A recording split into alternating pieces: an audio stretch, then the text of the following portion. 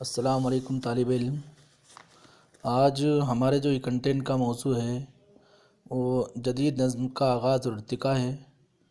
ہم نے اس سے پہلے ایک اور کنٹینٹ بنایا ہے جس میں جدید نظم کو لے کر ہم نے گفتگو کی۔ اس میں ہم نے جدید نظم کے پس منظر کو پڑھا، اس کے معنی کو دیکھا۔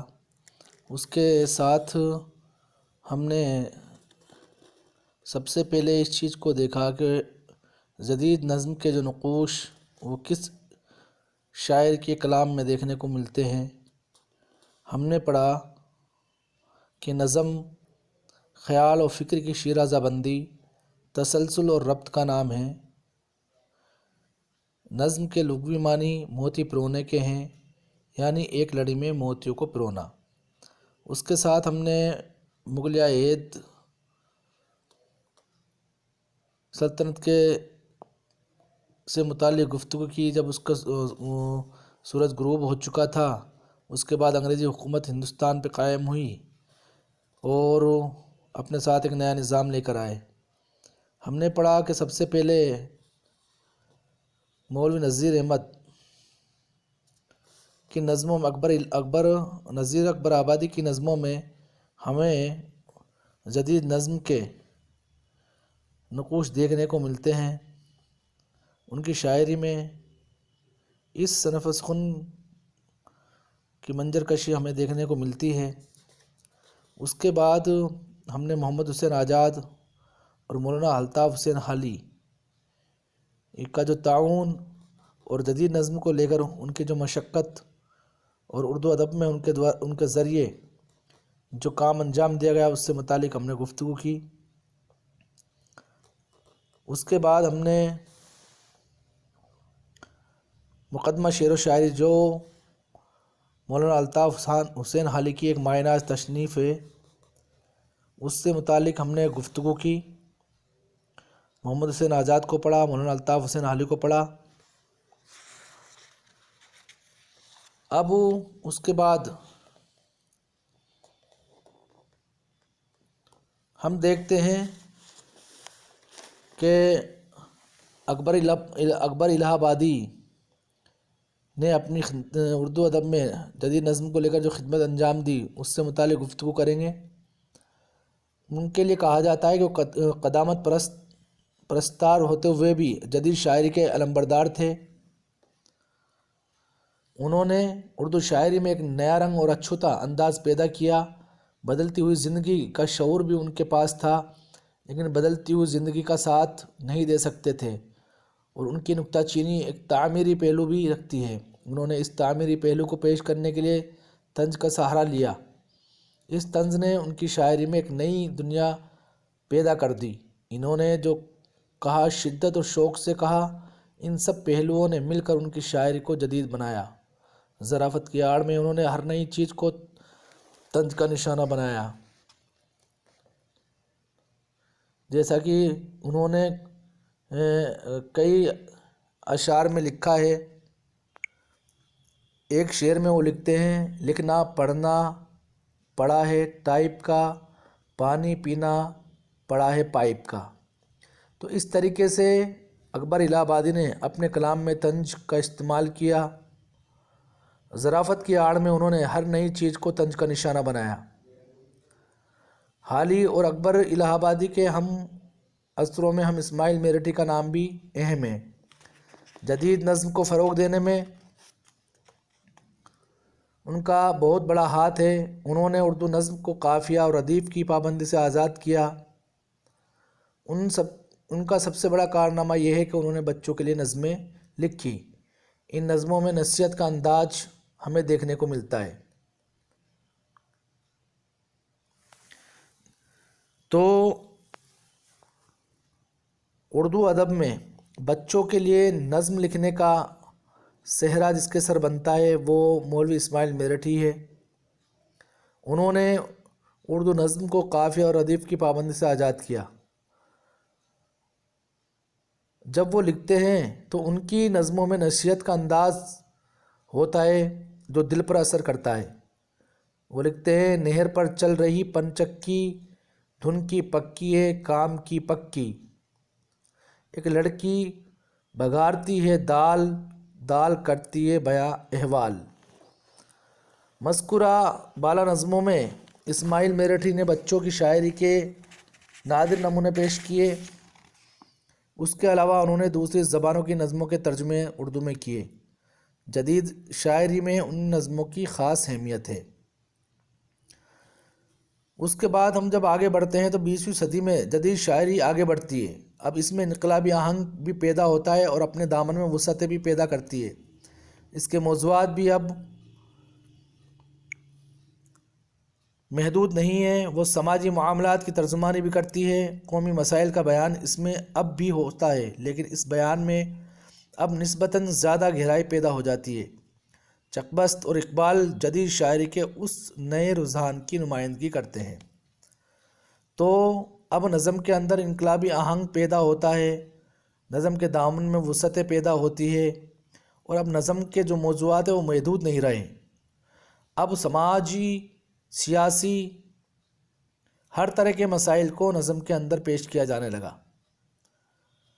ہم جب پنڈت برج نارائن چکبست کی شاعری کو دیکھتے ہیں تو ان کی شاعری میں ہمیں وطنیت کا نیا تصور بڑھتا ہے، دکھائی دیتا ہے۔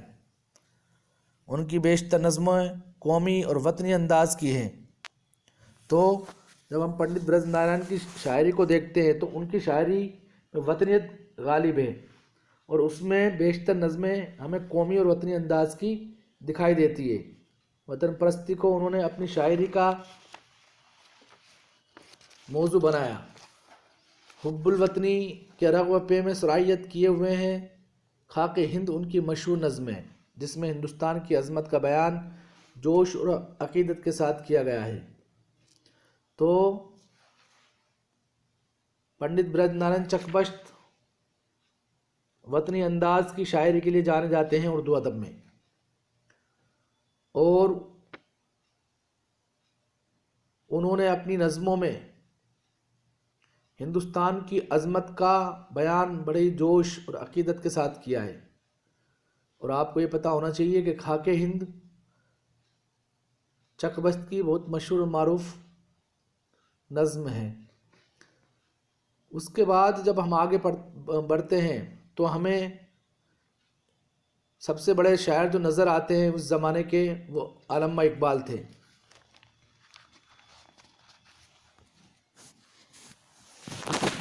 اس دور کے آخری اور عظیم شاعر اقبال ہیں۔ اقبال کے یہاں نظم نگاری اپنے درجہ کمال کو پہنچی ہوئی ہے۔ ان کا فکر و فلسفہ عہد جدید و قدیم پر ان کی نظر، ملکی اور غیر ملکی سیاست پر ان کا مطالعہ ان کی نظموں میں ایک نئی رفعت اور بلندی پیدا کر دیتا ہے۔ اس کے باوجود ندرت بیان، دعوت و موسیقیت کی فراوانی نے ان کی نظموں کو خشک اور بے کیف نہیں ہونے دیا۔ نظم جدید کو اقبال نے جیسی رفعت، فکر و نظر اور آب و تاب بخشی، وہ اپنی مثال آپ ہے۔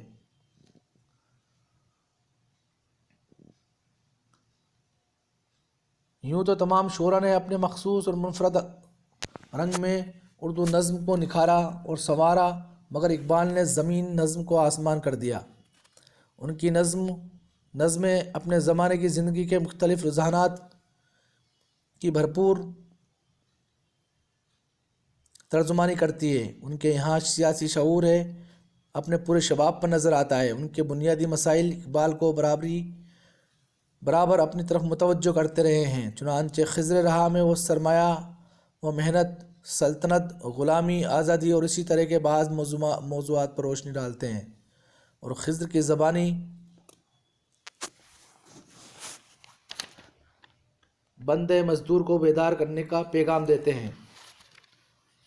اقبال کی دوسری نظموں میں طلوع اسلام، شمع و شاعری، ابلیس کی مجلس شورا، لینن خدا کے حضور میں ان کی اہم نظمیں ہیں۔ اقبال کے ہاتھوں جدید شاعری کو ایک انقلابی اور انسانی آہنگ ملا۔ سیاسی اور سماجی شعور سے بھی وہ صحیح طور پر آشنا ہوئی۔ فکر و فلسفہ کا پہلو ان میں نمایاں ہے، اور اس طرح جدید شاعری بالکل نئے حالات میں دوچار ہوئی۔ یہ وہ زمانہ تھا جب جدید شاعری کا شاید سب سے اہم زمانہ کہا جا سکتا ہے۔ اس عہد میں اقبال اور چکبست کے علاوہ کچھ اور شاعر بھی پیدا ہوئے جنہوں نے اردو شاعری کو جدت سے آشنا کیا۔ ان میں نظم طباطبائی، شوق، سرور جہاں آبادی، مولانا ظفر علی خاں وغیرہ کے نام خاص طور سے اہمیت رکھتے ہیں۔ انہوں نے مناظر فطرت پر بھی نظمیں لکھی اور قومی اور ملکی مسائل کو بھی اپنی شاعری کا موضوع بنایا۔ سیاسی، تہذیبی شعور ان سب کی شاعری میں نمایاں ہے۔ اب جدید نظم تیزی کے ساتھ آگے بڑھتی ہے۔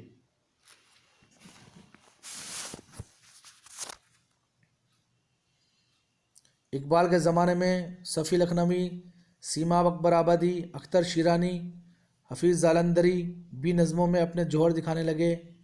احسان دانش نے مزدور اور سرمایہ دار کی آویزشوں پر بڑی جاندار نظمیں تخلیق کی۔ اختر شیرانی اپنی رومانی اور ہلکی پھلکی عشقیہ نظموں کی وجہ سے بہت مشہور ہوئے۔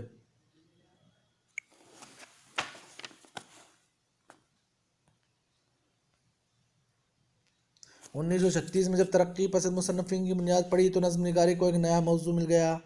سماجی نابرابری، طبقاتی کشمکش، نیز انگریزوں کی غلامی کے احساس نے شاعروں کی رگوں پہ میں بجلیاں بھر دی۔ جوش ملی آبادی شاعری انقلاب کے لقب سے مشہور ہوئے۔ ان کی نظموں میں جیسی گھن گرج اور جیسی آن بان وہ انہی کا حصہ ہے۔ انہوں نے انگریزوں کے خلاف اپنی شعلہ بار نظموں سے نوجوانوں کو بہت متاثر کیا۔ جوش کی چند رومانی نظموں میں بھی بڑی دلکشی اور رونائی ہے۔ جوش کو الفاظ پر بے پناہ قدرت حاصل ہے، اس لیے ان کی نظمیں ایک انفرادی شان رکھتی ہے۔ تو اردو شاعری میں جوش ملی آبادی کو شاعر شباب اور شاعر انقلاب کے نام سے جانا جاتا ہے۔ ان کی نظموں میں ہمیں گھنگرس دیکھنے کو ملتی ہے، انقلاب دیکھنے کو ملتا ہے۔ ترقی پسند نظم نگاروں میں سر فہرست فیض احمد فیض ہے۔ انہوں نے نظم کے فن کو ایک نیا رخ عطا کیا اور اس کو نئے رنگ اور آہنگ سے روشناس کرایا۔ فیض کی نظم فارم کے لحاظ سے بھی ندرت رکھتی ہے اور نفس مضمون کے لحاظ سے بھی۔ ان کی نظموں میں رومان اور انقلاب کا حسین امتزاج ہے۔ انہوں نے انسان کی صدیوں کے دکھ درد کو اپنی نرم اور سیر انگیز آواز سے خواص کے ڈرائنگ روموں سے تک پہنچا دیا۔ تو اس طریقے سے ہم دیکھتے ہیں کہ فیض احمد فیض کی شاعری میں ہمیں ندرت دیکھنے کو ملتی ہے اور ایک نئے رنگ اور آہنگ سے انہوں نے اردو شاعری، اردو نظم نگاری کو روشناس کیا اور انہوں نے اپنی نرم اور سیر انگیز آواز سے خواص کے ڈرائنگ روموں تک پہنچا دیا۔ ان کے ہم عصروں میں سردار جعفری، مزاج، فراق کیفی، ساحل لدھیانوی، احمد ندیم قاسمی نے بھی نظم نگاری کے فروغ میں حصہ لیا۔ آبادی کی نظم حیا حیا مزدوروں کے احساسات،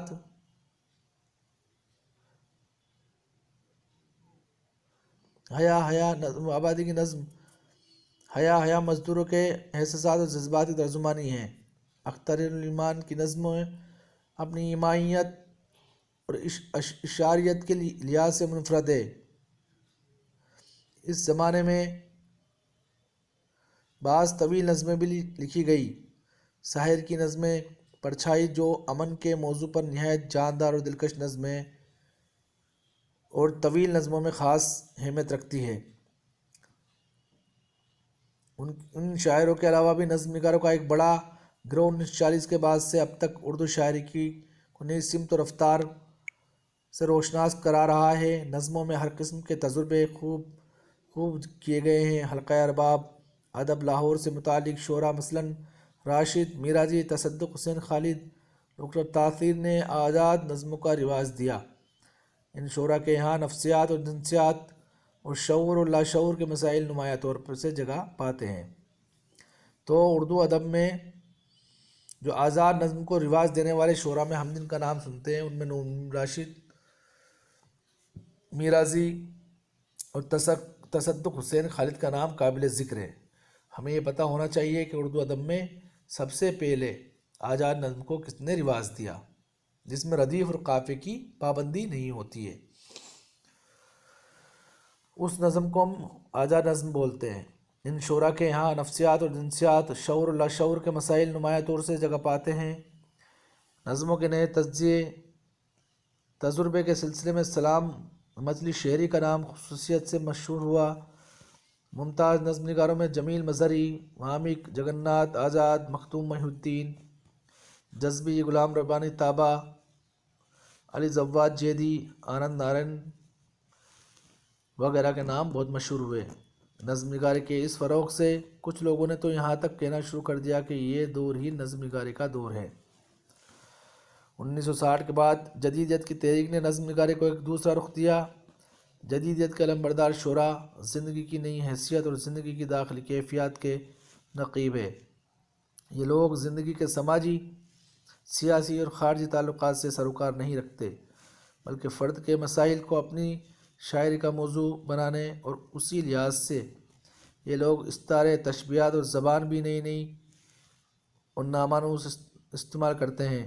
نئے شعراء میں مریم نیازی، بشیر بدر، محمد علوی، راج نارائن راز، ڈاکٹر وحید اختر، خلیل الرحمن اعجمی، وارث علوی وغیرہ زیادہ نمایاں ہے۔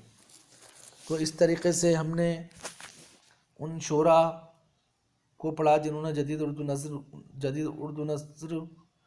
اردو نظم کے میدان کو وسعت دی۔ اس طریقے سے ہم نے جدید اردو نظم کے آغاز اور ارتقاء کو پڑھا اور دور حاضر میں کون کون سے شعراء جدید نظم کی طرف اپنے آپ کو متوجہ کیے ہوئے ہیں ان سے متعلق ہم نے گفتگو کی۔ اس سے پہلے والے ای کنٹینٹ کو ہم پڑھیں گے، اس کے بعد اس ای کنٹینٹ کو پڑھیں گے تو جدید اردو نظم کے ارتقاء کے عنوان پر ہماری گفتگو مکمل ہو جاتی ہے۔ اب ہم ہر لیسن کو جب شروع کرتے ہیں اور اس کو آخر میں ہم آپ سے اسی بات کے لیے درخواست کرتے ہیں کہ آپ ان یوٹیوب چینلز پر جا کر ان کنٹینٹ کو دیکھیں اور ان سے فیضیاب ہو، ان کو پڑھیں اور ان سے اپنے سلیبس کو مکمل کریں۔ شکریہ۔